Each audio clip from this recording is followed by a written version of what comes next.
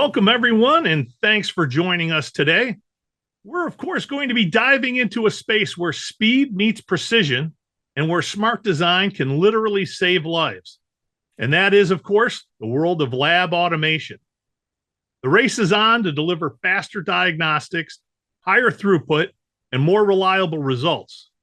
But behind every sample tray that glides smoothly into position, every pipette arm that moves with surgical timing, there's motion. And what we're doing here is we're going to be talking about multi-axis systems engineered to be compact, quiet, and relentlessly accurate. That's where Portescap and Regal Rexnord come in. These two leaders are helping labs unlock performance through miniature motors, gearheads, and actuators designed specifically for the unique challenges of medical and diagnostic equipment. So whether you're designing the next gen analyzer, upgrading an existing platform, or of course, integrating standalone automation into a broader workflow, you're in the right place today. We've got an expert ready to break it all down. David Bextoffer is an industry manager on the medical team at Portescap with over 34 years of experience in motion control industry. Bextoffer leads, of course, the development of innovative motion solutions for laboratory equipment, marrying both motor and gearing and feedback technologies for lab and medical equipment. Hi, David. Hey, Steve. Thanks for having me. It's a pleasure to be here and look forward to being able to discuss lab automation innovation with you. That is fantastic. It is my pleasure, of course, to have you here. Let me ask a question right off the bat. Lab equipment serves a broad market, okay? How are these devices typically categorized? Well, Dean, the best way to think about it is where the devices are used. You've got small devices that are used in doctors' offices or emerging clinics, and then you've got hospital and full lab uses, and then you've got massive testing facilities that have a lot of different equipment in it. So we usually categorize them by those locations. So for emergency care or doctor's offices where you need very rapid analysis and results, these are point-of-care devices because the diagnostics are coming right at the point of care for the patient. And then when you move into hospitals and labs where you've got hematology, clinical chemistry, chromatography type equipment, these are standalone automation. Now, these are bringing together one and multiple processes into one machine. And then you go to total lab automation, which are at these larger testing facilities. And that's, as it says, total lab automation is a workflow enhanced by robotics, conveyance, and software to optimize the throughput for a very large, high number of testing that occurs each day. And at the heart of all of these, as you mentioned, is motion. That's what's driving the beating heart of each of these machines, whether it's located at a doctor's office, or all of the machines located in large testing systems. And of course, what key trends are currently shaping the lab equipment industry, and how are those trends driving improvements in lab equipment design and functionality? Well, the automation is leading the way for a lot of different innovation going on, and that's driven by a variety of factors. As we all know, a lot of different chronic and fatal diseases exist worldwide. So there's a drive for research and development to be able to do as much as you can, as quick as you can, to determine the treatment and hopefully cures for these diseases. So automation is enabling scientists to develop those protocols and do that research and development in a much more expedited fashion to bring those benefits to the patient much quicker. And those scientists are really desiring to work on those protocols and to work on the analysis of the results. So what they want to do is work on that and not have to do any of the testing manually. So automation, the trend for that is bringing that ability for the scientists to do what they enjoy and what is most beneficial to the world in that protocol setup and analysis, and let the automation for the lab equipment enable that to be done very rapidly. And then you look at the ability for accurate and repeatable results in a very small space.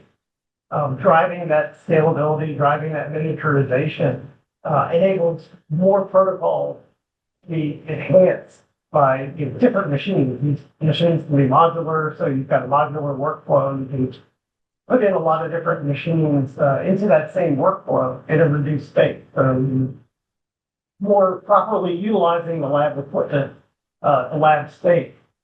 And then finally, as we all know, the medical field is key with sustainability. So you look at energy efficiency, you look at the reduction in waste. So when you take kind of the human aspect out of the testing portion, you're reducing waste in the reagents, you're reducing waste in plastic. And then machines through automation are becoming more efficient, and you're creating a more efficient lab in terms of energy.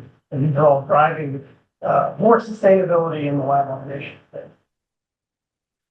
What more could you ask for? That's Speed, right. accuracy, and automation. I Yes. think that's what everybody's driving towards, and it's great to see you guys being at the forefront of that. Yeah. What are the typical axes of motion found in point of care devices? So as you mentioned, point of care are usually going to be doing one test or potentially a limited number of tests because they're right at the doctor's office or the emergency care facility. So it's typically going to be one sample. So the first thing that needs to happen is that sample needs to be loaded into the machine. So the door opening and closing is one axis of motion. And that's typically accomplished through a small handset stepper motor driving a gearing system. And that gearing system is basically going to use that linear motion for opening the door, allowing the lab person to stick the sample in, and then closing the door, putting it into the machine. And then once it's in the machine, then it's going to need to move around within the machine to be able to have the chemical process or the analysis to be completed. So that XY movement, again, is going to be accomplished by motion technology, and that's typically going to be a small step motor. Step motors being great for that type of axis for the precision, inherently mechanically they're very precise. And then to do the analysis, there's a reagent that needs to be introduced into the system. So that reagent can be introduced in a pipetting action, which may be a linear movement from a linear actuator or a handset or geared motor driven by a lead screw. And that's going to aspirate the reagent into the sample. For sample machines that may have just one axis, there are blister packets. And those packages contain the reagents, and those reagents need to then be burst to be introduced to the sample. So typically there's a DC geared motor with a lead screw and a drive motor. And that's going to apply the pressure to the burst package to burst it. And that introduces the reagent into the sample. So as you can see, for the point of care machines, you may have just a 2 axes of motion up to maybe 20 to 30 axes of motion in these devices that are sitting on a bench, either at a doctor's office or an emergency care facility. I could tell you, if I go back a few years ago, probably most people didn't understand all of that. But I could tell you, since COVID hit, everybody has probably done a COVID test. And if you can think about the automation of each of the steps you have to do today, those all are things that you're talking about to everything from pipetting, agitating and aspirating that material to the way that you load the sample and everything else. That's, I think more and more engineers can relate to that nowadays than probably could have before that. Absolutely. If as long as they don't automate the swabbing of your nose, then that's bad. Because that's the only challenge. I don't know if anybody's that comfortable yet to have a machine putting that in your nose. It's tough enough with just the regular person doing it yourself. Exactly. So can you give some examples of motion axis used in standalone automation equipment? Yeah, absolutely. So when you move the standalone automation equipment, again, these are going to be more desktop to larger machines, sometimes occupying maybe even like half of a wall in a lab. So the the number of samples that are used for each of these machines can be, maybe 24 up to 386 that are coming in a well with all of the test tubes in each one. So, when the test tubes are taken, the samples are taken, they're capped to be able to make sure that they maintain safety and nothing additional is introduced to them. So when it moves, before it gets into the machine, those test tubes need to be uncapped. So there's actually automation that comes in and uncaps the test tube. And then, kind of holds on to the caps, moves to the other side of the machine. And then once the samples are processed through the machine, it can recap them before they move on to the next process. And then once you get into the machine, then of course there's that XY motion that's coming that moves the samples around, but then there's also a Z-axis motion. So now you've got 386 test tubes that need to have samples either drawn from them or reagents put into them. So you need to have an axis that actually comes down and either withdraws or adds to the sample. So that Z-axis is typically a linear motion driven by a lead screw or ball screw, and then whatever the appropriate motor technology is based on the size of the machine. It could be a stepper motor, it could be a DC motor or a brushless motor. So those are a couple of different axes that are available in standalone automation, and then for that helping action for either adding the reagent or withdrawing from the sample. That's usually a miniature diaphragm pump, which is driven by either a brushless DC motor or DC motor. That diaphragm basically doing the aspiration or expiration of the. Okay. And can you tell me a little bit about how do the axis of motion differ in the total lab automation systems versus maybe your standalone? Yeah, so total lab automation is really fascinating because it's basically a workflow that's a combination of different standalone machines. So again, you may have this at a large testing facility or a large research facility where the scientists have said, okay, here's the protocol that I need to run these samples through a variety of different tests. So you've got the automation that's already done within the standalone machine. But then you're introducing now an ability to move that set of samples from one machine in a workflow to the next machine. So that's typically accomplished by a conveyance solution. So you've got a conveyor belt that's going to be moving the samples along. And then when it gets to the first station of the workflow, now you've got to move the samples from the conveyance to the actual machine. And that's usually done by a robotic arm. So the robotic arm will come down, lift up the sample set, and then move it into the machine. And then in there, it might be tap, detap to go through the process, and then the robotic arm will bring it back onto the conveyance and then move it down to the end of the process. And then when it gets to the end, then you have potentially storage for the sample that occurs. And again, that's another piece of automation usually accomplished via robotics. And where can multiple motion solutions address the same axes equipment requirements? What are those same requirements that you may use in different avenues to produce the same and repeatable results? Yeah, absolutely. So one of the best examples is the pipetting action. So again, for fluid pipetting, you're moving very small amounts of liquid that has to be done with high precision. So there are a couple of different ways of accomplishing that linear movement. You can use a motor that's coupled with a gearing system to a linear axis along with a linear guide and some additional bearing. That linear guide is typically offset from the axis of the motor.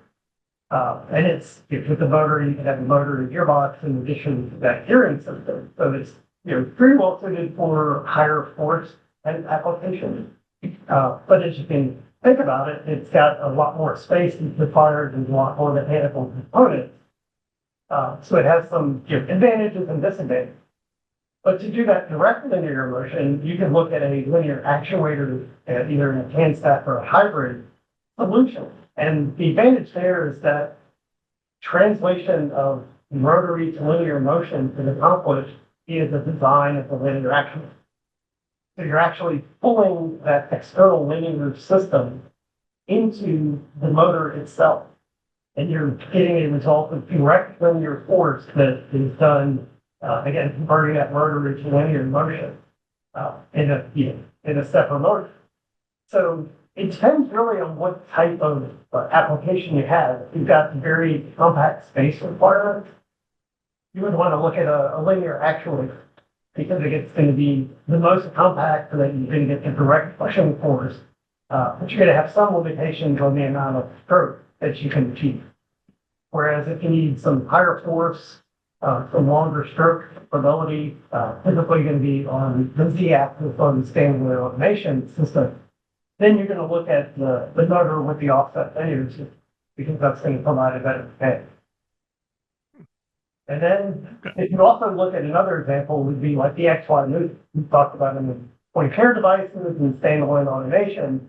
And when you look at the XY movement, you could have a hematology device that's sitting directly on a desk that these very large clinical chemistry analyzers.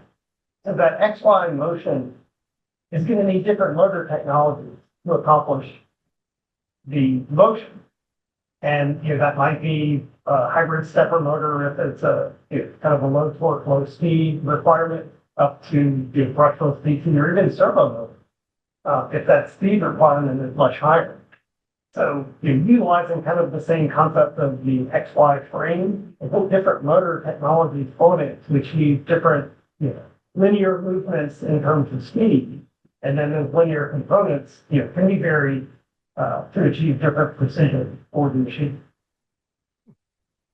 So it's great to hear that you're developing solutions based on the applications that you would have for whatever the applicable need is, whether it's size, whether it's speed, whether it's accuracy, to have that right solution for them. So that's great to hear. It's great to always think about what the output of the machine needs to be. The motion technology is an enabler for the machine to achieve its desired output.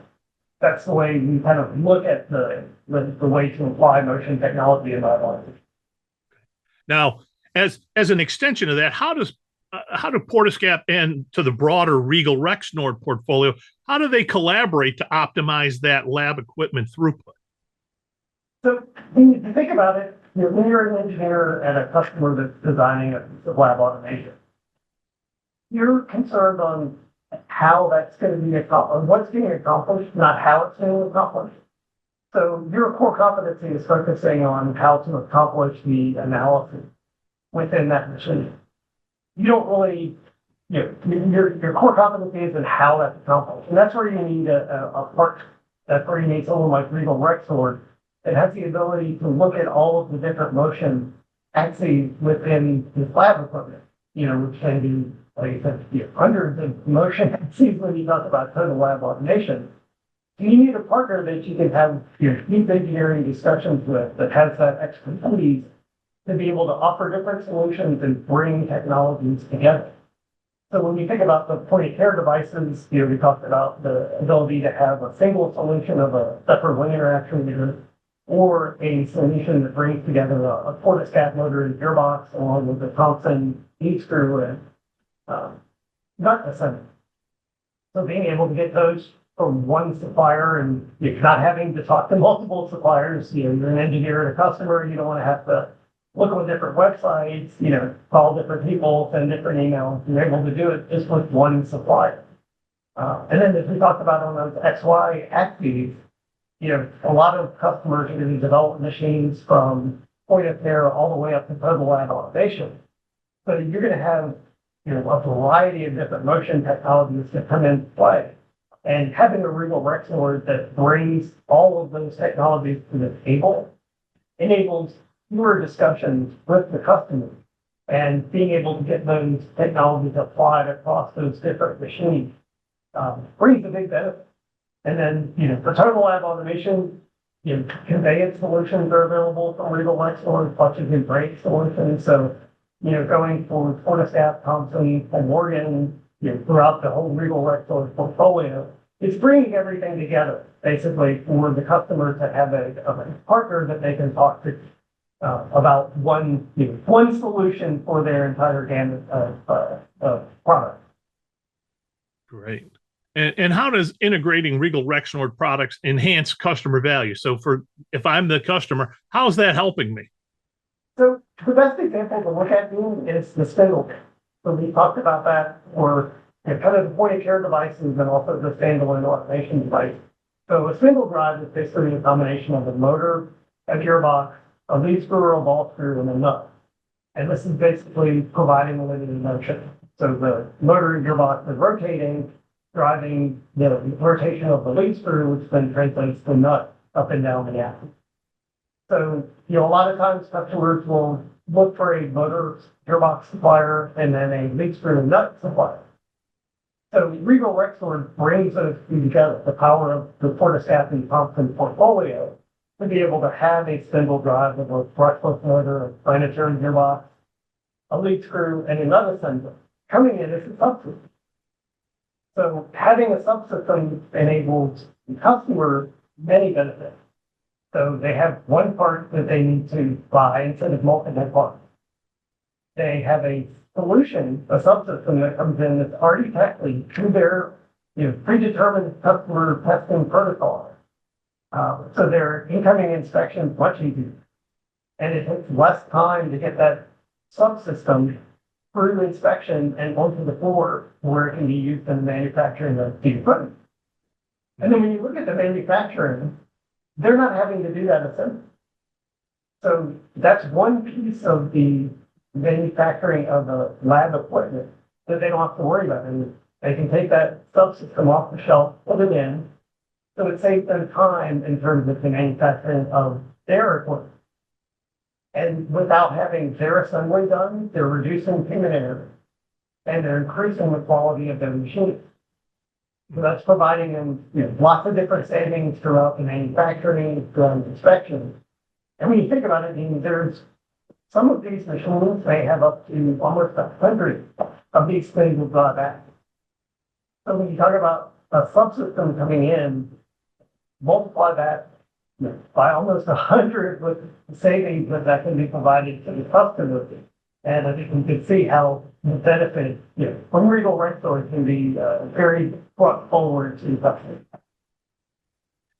And I think you have to look at it from the standpoint of a turnkey solution has a lot of benefit to you. Things are going to work. So that's really a huge benefit. David, thanks for being here. We really thank you for sharing your expertise with myself and the audience today. Thank you so much.